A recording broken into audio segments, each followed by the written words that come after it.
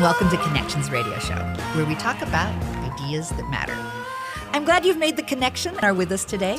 I'm Laurie Fitz, your host, and the goal of our show is to explore a wide range of topics that challenge us to see ourselves, our community, and the world around us, that get us thinking, get us talking, get us imagining, get us exploring interesting ideas, and perhaps inspired or challenged to do just a bit more because we made the connection. So our topic today is empowering the service economy. We have had quite a ride with our economy in the last few years. We look back at COVID, but even before COVID, we saw some fraying of the edges in looking at the way we work and what we're doing in our work. And there is in the United States, we have an hourly workforce shortage, and it's gotten to critical levels. There are 4 million fewer people that are currently available to work than employers want to hire. And I'm just going to let that pause for a moment. 4 million in our country. 97% of hospitality employers stated that they were experiencing a staffing shortage starting in July 2022, but it goes back even further. So to explore the challenge that we have and some creative ideas to address that, we have Stefan Midford, who is the president and founder of Capango. And it's a very interesting new idea, and I've asked him to come join us to tell us about that. Welcome, Stefan. Good morning. Welcome. Thank you very much for asking me to join you this morning. Absolutely. So tell me a little bit about Capango and what makes it unique. Yeah, Capango is a platform, a digital platform, a mobile app for the hourly service industry. So we're focused very much on the retail, restaurant, and hospitality industry and trying to do a better job of matching potential workers to great employment opportunities. What I love that when I read through your materials is the whole idea of passion and powers and looking at what we do in our work and what we bring to our work differently. Yeah, when we started to dig into the problem, and as you indicated earlier, there is this problem that's been going on for years now where we don't have enough hourly labor coming into the workforce. And with that hourly labor, how do we connect them to the right opportunities when they do come in? And when we looked at the employment process and talked to employers and looked at job applications, we tried to dissect what really they were getting at when they were looking at an application, right? What are the things that somebody brings to the table? And we finally decided that it was really two things, powers and passions. I bring a set of powers, which might be I've got a high school diploma, I've got 2 years of college credit, maybe I've already worked in some retail or hospitality employ. Maybe it's just that I've got a car and good transportation, or I can lift 50 pounds and I can work in the back room. That's a power. That's a power. Those are tactical things that an employer needs to make a decision on. These are the things I need to bring to the job. But the other part of it that was really important was, what passions do you bring? Instead of just saying, I'm looking for a retail job, differentiate between somebody who loves gardening and wants to work in the garden center, or somebody who loves electronics and wants to work at an electronics store selling computers. And also differentiate the difference between employees that want to engage with customers and they love communicating and they love that interaction, and employees that, quite frankly, are quite happy to be in the back room. So do I want to be front of house in a restaurant? Do I want to be back of house? So we felt it was really interesting to look at that and break it down for the industry into powers and passions, and those are decision points in hiring. I think that resonates with the younger generations as well. Now, you and I think are probably the same generation that when we got started, we were just happy we got a job. I mean, it was a job that was important. It could have been a lot of different things, but the job is what we got excited about. I don't think the employees, the hourly employees that we're looking to hire don't necessarily just want a job. Yeah, it's important. Employers need to recognize there's a dramatic shift in the attitude of especially the Generation Z workers coming in because they look for cause-based employers. They look for good places to work or employers that have great values. And so when they think about trying to look for that first job, you're right. They're not just looking for a job. They're looking for an opportunity to match up, an opportunity to work and be successful at a place that they want to work. Sometimes it's the group that they work with too, right? What's the group that's there and what's the feeling amongst that group that I'm working with every day? We talk a lot about feeling the belonging and how important That's exactly what it is, it feels to belong where you work. Yeah. And if you are seen for your powers and passions, that's the first step, to be recognized for what you bring to the table, as well as celebrated for. And when you are both recognized and celebrated, belonging is natural. Yeah, and if we've done a good job, when we think about matchmaking in Capango and think about how do we digitally analyze information to create that match, it's much like the idea of a matchmaking in a dating app, right? We're using digital information to score a candidate, identify them, and find them the best opportunity. But if I found that person that loves gardening and I can get them into a garden center on Saturday mornings, they're actually going to enjoy their job better. They're going to do a better customer service. They're going to sell more because of that better customer service, and they're likely going to stay longer, right? So it's the difference between I want an employee versus I want somebody who can bring to the table those extra little things that make a difference. It's funny, when you first shared with me that it's kind of like a matchmaking app, I had to think about that for a little bit. Okay. But what I tumbled to is, well, why not? If you love where you work, and matchmaking is all about finding that kindred spirit, right, that you want to be with. Why not find a kindred workplace that allows you to have that same sort of passion to be released in what you do? And isn't the goal to find jobs that you would love to do even if you weren't paid? I mean, this allows that to come up and maybe even surprise individuals about where that could be for them that they had not thought about before. It's both that, and it's looking at very black and white things. Like, I only want to work at a place within 4 miles of my house, maybe because of transportation or whatever. It could be I only want to work on Saturday mornings. So it's really important to both have the characteristics of the things I love to do, but also match that employer up with the right set of black and white things that are going to be successful. There's no use hiring somebody who says they don't like working weekends when your retail job is a weekend-focused job. Right. And so understanding that in front of the hiring decision so that you reduce that turnover later on. And your goal is long-term employment.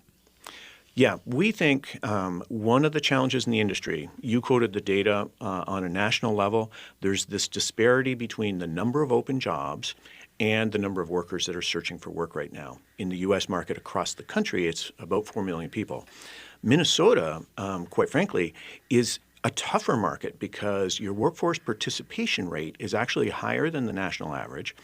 And the disparity between open jobs and workers in Minnesota is the 5th highest in the nation. I did not know that. And so you, particularly in this state, have a dramatic problem in matching that up. And the only way we solve that problem is identifying and bringing new people into the workforce. Find ways to get them in there. I'm lucky enough that I grew up in a retail environment where I had the opportunity to go to an employer who helped me learn on the job and went through a training program, and it became my career. And I think that's the other thing we all have to understand, whether it's in the hospitality industry, which is so important in Minnesota, the retail industry, the restaurant industry, we all see it walking down the street, all those helpline signs, right? So we know there's a problem.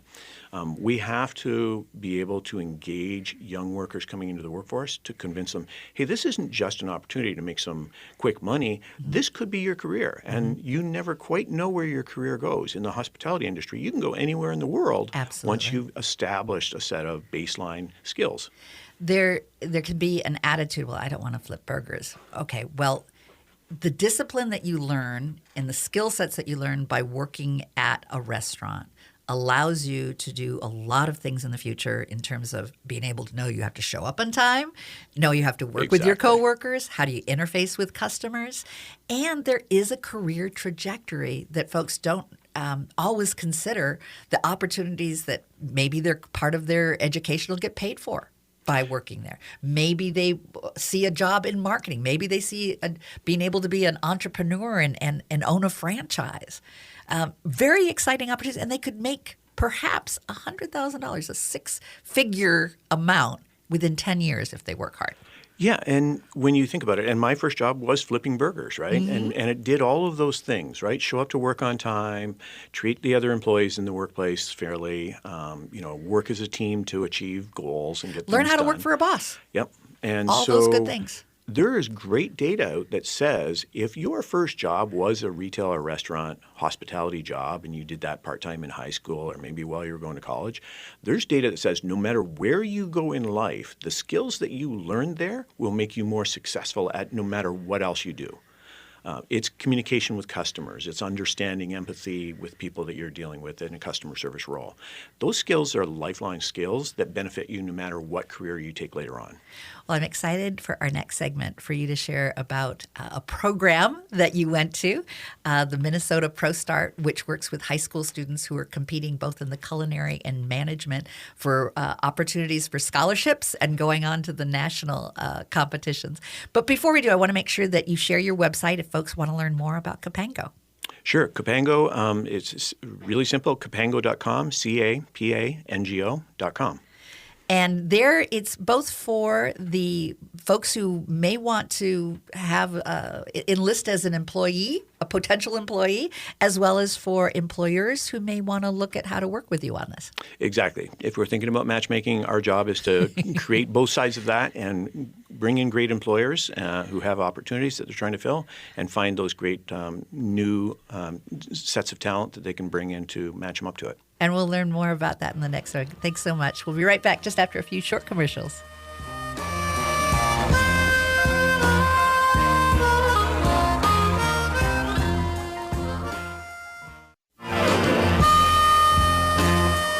Good morning. I'm Laurie Fitz, and welcome to Connections Radio Show, where we talk about ideas that matter. I'm glad you've joined the conversation. Today, we are talking about empowering the service economy. And we have the president and founder of Capango, Stefan Midford, who is sharing his experience in designing a new program and bringing it to life, and his opportunity to be with ProStart in Minnesota here in the last few days. I want to share with you what ProStart is. ProStart is an amazing program that's under the National Restaurant Association Educational Foundation. It's a mouthful, but it's the foundation for the National Restaurant Association. It's a nationwide program for high school students that focuses on developing the next generation of restaurant and food service leaders. The program is industry-driven. It's combining culinary arts and restaurant management training to build practical skills. It provides students with a platform to discover new interests while highlighting successful career opportunities across the industry. So some of the program benefits: the students participate in a 2-year curriculum. They take 2 national exams. They compete a minimum of 400 hours of industry work experience and demonstrate a mastery in employable skills. It also the graduates are eligible to receive the National ProStart Certificate of Achievement.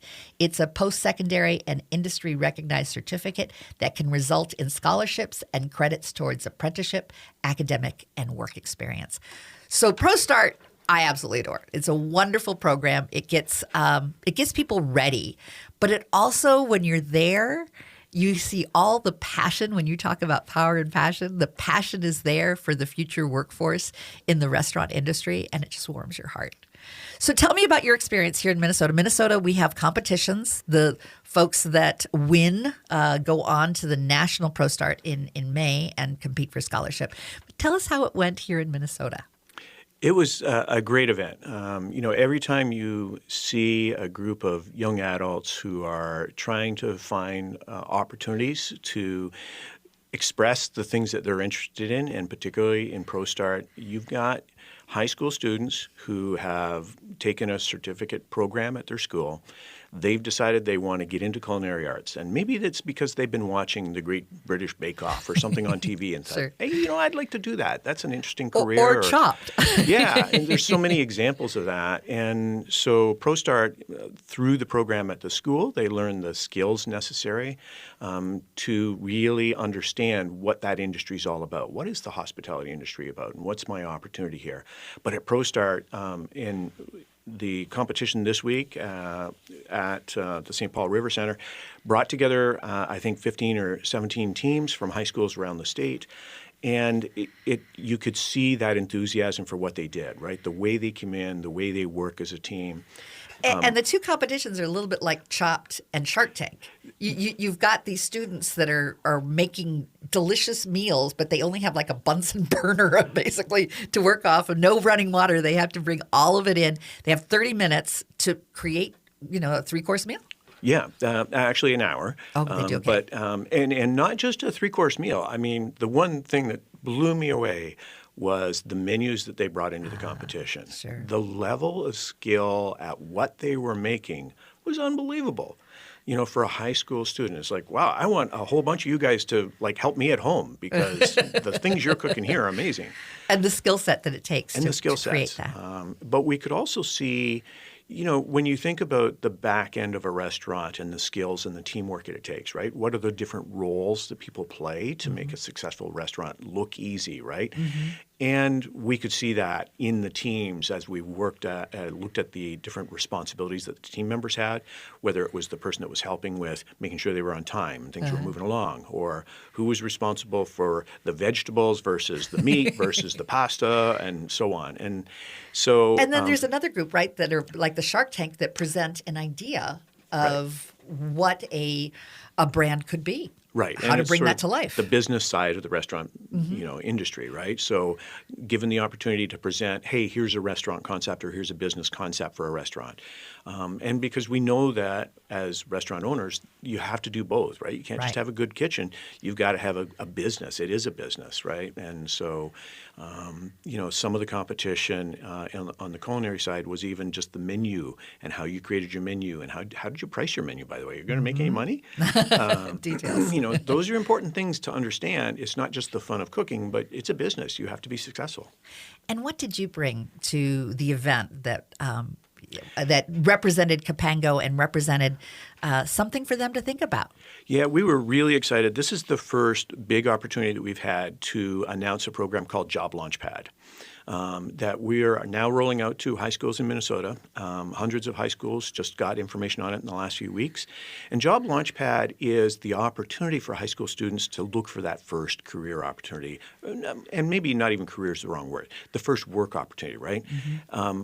Our studies and our research at university levels, when we talked to the university students, they said, our biggest obstacle at finding that first employment was getting that, I got to fill out an application, or I need a resume. And the tools and the technology that, quite frankly, are out there in the marketplace today were built a long time ago and don't address the audience that is this Gen Z high school student who's a digital audience, not only digital, but mobile digital, right? Mm-hmm. They're not using It's laptops. all their phone. It's all on the phone. It's all the phone. Yeah. And so Job Launchpad was a program that we are announcing and rolling out in Minnesota where the career centers now can look and say, hey, here's a mobile app. You download it. You fill out a quick profile, powers and passions. We'll create your resume for you. That was really important. We understood that for a high school student, many websites say, upload your resume as the first question. And they're overwhelmed. Yeah. It's a blocker. And what do you put on it if it's your first work opportunity, right? Yeah. And if you go and try and look for a format, it's like it's for people who have careers. It's not for people that are just starting out. Yeah. So in Job Launchpad, we don't let you upload a resume. What we do is we let you fill out your profile very quickly. I can do it in about 4 minutes. And then hit a button and we'll create a resume for you. But we'll create a resume that's already been designed for a job in retail, restaurants, and hospitality. And so that has two benefits. One is the job seeker can now use that inside our platform or, quite frankly, print it, take it somewhere else that's not using Capango or Job Launchpad. And the employer, importantly, gets the same document for every single employee. So there's no inherent bias in looking at the document and somebody who created a nice document versus somebody who didn't. But it isn't attractive. I mean, it's standard. And everyone will be able to benefit from it being standardized. But it's got your picture. It's a little bit about them, overviews what they can do. And it focuses on, which I just keep loving and keep coming back to, what are their powers? What can they do? And what's the passion? And when you can match people's passions to what you offer, you've made a good match. Right. And the other thing that we've done, which was really valuable for the ProStart students at the competition this week, is we've tied our platform, and we're the only platform that's done this, in our partnership with the National Restaurant Association Foundation, Education Foundation, and their ProStart. So these ProStart certified students can now put that in our platform. It's a question we ask. Are you certified? What are you certified in? ProStart, ServeSafe, Rise Up for the National Retail Federation. We'll put that badge on their resume. We'll score them a little higher. And importantly, we'll let employers search for those candidates. So what we're doing is so they know that they've got the training. Yeah, exactly. They've taken the time and the initiative to get the training. And what we're doing is connecting that then success of taking the training, getting your certificate, to getting on top of the pile looking for that first opportunity. And they're proud of that certificate. It's a big deal, right? And then to be able to have it right at the top, right by their name, these are the certifications, and this is what I do well and what I want to do. And it matches to the real need, as we said in the first segment, for folks to reach out and find employees. There is a challenge and a real problem in our economy with the service jobs that are going unfilled. And that's what we mean about empowering the service economy, right? When we think about the service economy, in particular, we're focused on retail, restaurants, and hospitality. In these training programs, the National Retail Federation has a great program called Rise Up, which is we're working with the Minnesota Retailers Association to roll that out in Minnesota so that, again, as a high school student, or even somebody who's work challenged right now and for whatever reason is having a hard time finding that next work opportunity, getting Rise Up certification, getting introduction to the retail industry. And so they even know about the opportunity. Yeah, and showing that initiative to say, I'm interested in this, right? And so get them in front of the pile of the other candidates so that they can get value out of the time and effort they put into getting those certifications. Well, if you want to learn more about the great programs that are being launched, please feel free to contact the website and find out more and ask for more information. I'm going to let you share about the website and who should contact you about these opportunities. Yeah, so especially for young workers who are just learning and trying to go for that first work opportunity, joblaunchpad.com. Nice and simple. You can download the app, you can register, and as I said, it takes about 4.5 minutes, and boom, you've got a resume, you've got a profile. Absolutely free of charge. Absolutely free of charge. And it's fun just to go through it, to look at and think about what are your powers and passions. Yeah. We worked, for instance, with Hospitality Minnesota recently. They asked us to do some improvements to the platform because they wanted to be able to differentiate somebody who might be interested in swimming, somebody who's interested in skiing, somebody who's interested in golf. Mm-hmm. Well, why is that important as a passion? Because now an employer can say, I'm looking for a lifeguard. I'm looking for a ski instructor. I'm looking for a golf caddy. Mm-hmm. And so again, those passions, if you've got a golf caddy that is somebody who's already loves the sport and that's what they do in their spare time, why the heck wouldn't you want them working in that job? And if they're interested in learning more about Capango and ways to work with you? Always just directly on the website from an employer perspective or from a student perspective, capango.com, capango.com. And we'll be right back after just a few short announcements and commercials. We'll be right back to talk more about the service economy and how do we continue to empower it. We'll be right back.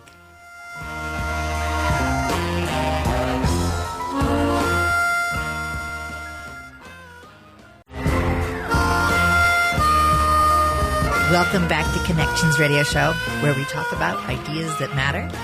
I'm Laurie Fitz, your host, and we're glad that you've joined us today as we're talking about empowering the service economy. We have as our guest Stefan Midford, who is the president and founder of Capango. We've been talking about all the ways of looking at matching people and jobs differently. And what can that look for the future? Because we are right now in a challenging time where we need people to work in jobs, and we're not finding them in the service industry. So you're a matchmaker. We're a matchmaker, yeah. And I think, we all recognize it every time we go out to the store or every time we go out to dinner, right? And you see those help wanted signs. Mm-hmm. You see the unfortunate employers who are having to close their store early or close their restaurant on some days because they don't have enough staff. I'm on a neighborhood app, and someone posted that, this pizza restaurant that we, know and love in our community and has been in our community for 30 years had to close for a full week because they just did not have the staff. Yeah, and as we look at this problem, and we started researching this back 2017, 2018, and the problem was already severe then, right? So people sometimes think this is the result of COVID, and it's not. COVID certainly threw a bomb in the middle of it all, and these, especially restaurant, hospitality, retail, all struggled. Mm-hmm. But the reality is this problem has been brewing for a while. The ability to engage workers and get them into these industries and show them that there are successful careers and amazing opportunities it needs to be really reinforced. What I'm interested in is your background that led you to come up with some of these creative ideas. And you started out, you said in our last segment, you started off in retail as your first job and kind of caught the bug of what it means to be in retail. But you worked also at Discover Finance, mm-hmm. and you worked at Sears and Roebuck, which, of course, when I saw Sears and Roebuck, I thought back to my younger days of the Sears Wish Book and how that was really the predecessor of Amazon, of looking forward to those Sure. boxes coming to your door. So you've seen changes over the last, Yeah, like any industry, both changes in our expectations of the industry. Certainly, mm-hmm. the digital age has changed the industry a lot, mm-hmm. And created new opportunities as well as big challenges. I was lucky enough. I started my career with a major employer, Sears Roebuck. Actually started in the Sears Canada organization and ended up moving to the U.S. to work for Sears Roebuck. And quite frankly, they had the training programs that allowed me to be successful, right? Mm-hmm. I was very lucky in that I had great training programs, great mentors, great people I worked with that helped me understand the industry. But once you get into the industry, you do start to see the breadth of opportunity, right? Mm-hmm. And to have a retail operation or a restaurant or a hospitality operation is one thing, and everybody's familiar with the customer-facing side working in a store. But the back end is amazing, right? Whether it's buyers for retail or whether it's technology and so on. And that's a little bit where my career kind of took a left turn. Mm-hmm. I loved technology, and the more I sort of played with the technology at my employ and wanted to take assignments that were related to the technology, the more I ended up sort of making that my career path. And for the last 15 years, 18 years, I've been 100% focused on technology for the retail, restaurant, and hospitality industry. And you came up with Natural Insight as one of your first big rollouts with the technology. Tell us a little bit about that. Yeah, Natural Insight is a platform that is a background platform that's used around the country by third parties and brands and retailers for ad hoc labor and ad hoc staff management inside their stores.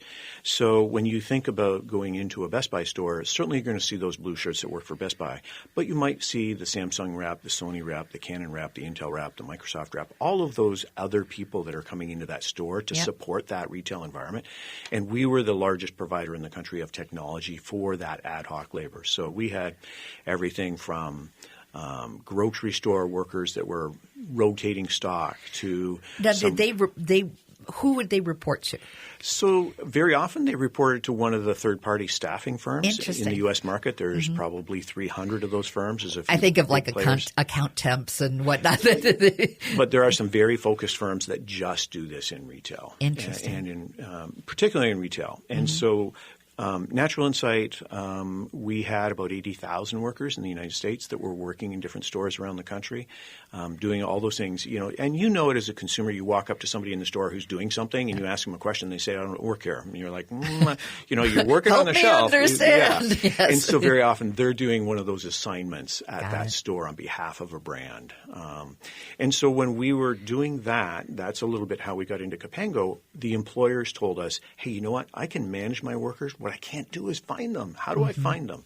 And we looked at the industry and we, discovered that the tools and the technology that was being put into use hadn't really materially changed. There was a lot of advertising competition going on, and that's really where a lot of the big players are still focused on just advertising. You probably see it all on your TV and you hear it in the radio ads and whatever for the job boards. But they hadn't changed the process behind the scenes, and that's where we felt like there was a huge opportunity. And when you say they hadn't changed how they did it, we were still relying on traditional resumes. It's still relying on a process of how you get a job and how you look for people. And you turn that on its ear by saying it's not just what you've done, it's who you are. And what are your passions and powers that allow you to be successful. And that's great for both the company and for the employee. Yeah, and I think a big aha moment for us was differentiating professional job search from hourly labor job search, right? If you're a high school student looking for that first job, or if you're a senior just looking for a part-time job on the weekend, that's a different job search than going to one of the big job boards that is trying to figure out how to hire teachers and truck drivers and nurses. Right. So that and kind of looking at it as commodity almost instead of, what does this person bring? Right. So we wanted to look at that whole experience and say, hey, you know what, this is a focus of attention for this workforce. The ability to hire a server for a restaurant and the tools you give that worker as an opportunity to find employment should be different than the ones you give to a nursing candidate, right?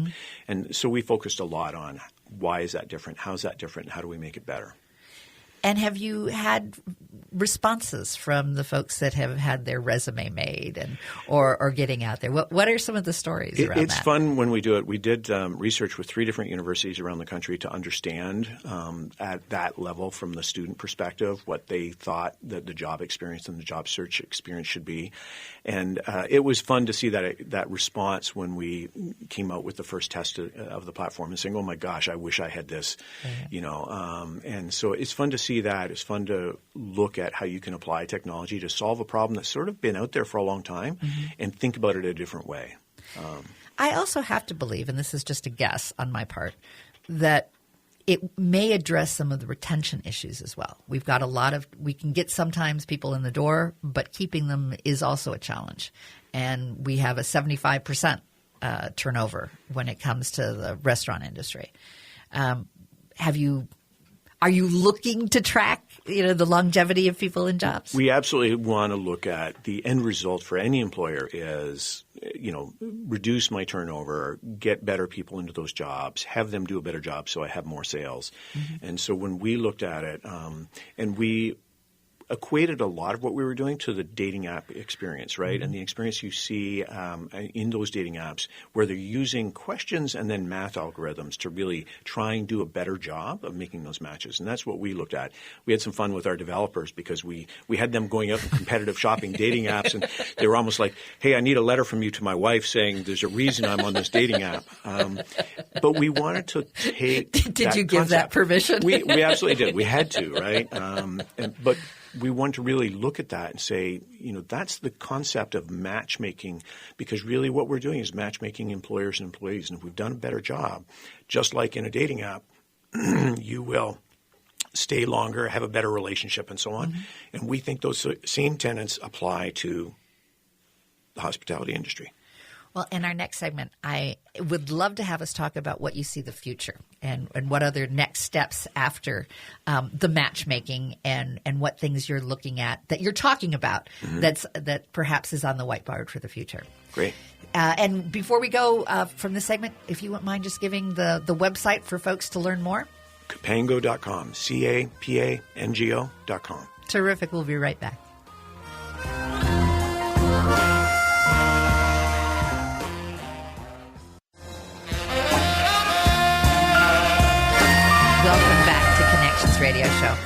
talk about ideas that matter. I'm Laurie Fitz, your host, and I'm so glad that you have been with us today as we've been exploring ways to empower the service economy. And with us has been Stefan Midford, who is the president and founder of Capango, who has many creative ideas of looking at our service economy in new ways in terms of how do we engage people differently in the hiring process and in being able to give people new ways to think about their jobs as well as new ways to think about their employees. So thank you so much, Stefan, for joining us today. It's been a great conversation. It's a topic I'm obviously passionate about. Yeah. It's been my lifelong. I've been lucky. I've worked in retail my entire life, and it's a great industry, and it's something that if we continue to evolve, and we will, what are the things that look like they're coming down the pike? Well, as I've said it from the beginning, I love the idea of turning a resume into really a sharing of your passion and powers. And yes, your passion comes through strongly. You could put that on your passion and powers, that you have a passion for solving problems as well as giving people opportunity. And I see that this is what really makes it special, is opening the box to opportunity. As you look to the future, as you've built out this job launch opportunity where students, young people, older retirees can all look at this and go, how do I present myself with passions and powers so that folks know who I am? So ultimately, where I land, I'll feel like I belong. As you continue to develop this, what things do you see in the future for our service economy? Well, I think one of the things that we're all seeing now, and we're seeing it in how people are spending their money right now, right? 2 years ago, we were all spending our money fixing up our houses. And now we're spending our money on experiences and things that I want to do. Restaurants are having a great year this year because people are going back out there and not only going to restaurants, but spending a little bit more money and buying a little bit better bottle of wine or whatever because they're back into experiential. So when I think about whether it's retail stores or restaurants or the hospitality industry, that concept of the difference between a commodity buyer who is saying, hey, I just need to go run in, pick up this and leave, versus a buyer who is looking for that experience. And that's in particular when we think about the workers and lining up the workers then to say, have we got the right workers? Because when I go into that store, I want that experience. And you want to have an enthusiastic experience. And when someone has a passion for it, it comes through. Yeah, we fell into a little bit of a problem a few years ago where it was almost like you could go into the store and the person there was reading the web page for the knowledge about the thing that you wanted to do, right? And it's like, well, I can do that at home, right? Yeah. I really want to go in and have that experience with both the product and the engagement with the employees. So matching that up, if I love gardening, working at that garden center on Saturday morning and just talking to people about, no, you don't want that in the shade, you want that in the sun. Those are things that you can see right away when you talk to that employee. I think about some of the employers that are out there trying to do that. There's a great company that I love, Shinola, who has built a real retail environment around the whole idea of the experience of shopping and great products. When I think about the restaurant industry, there's a great company called Ann Pizza who's very focused on their focus on employees to the point that they say it on their boxes, right? Hey, we're focused on our employees. This is a big deal for us. So I think that when I think about the industry and I think about consumers going in, being able to differentiate, hey, I'm going in to quickly buy something quickly and get out and run home, or I'm going in because I want to have a conversation with somebody.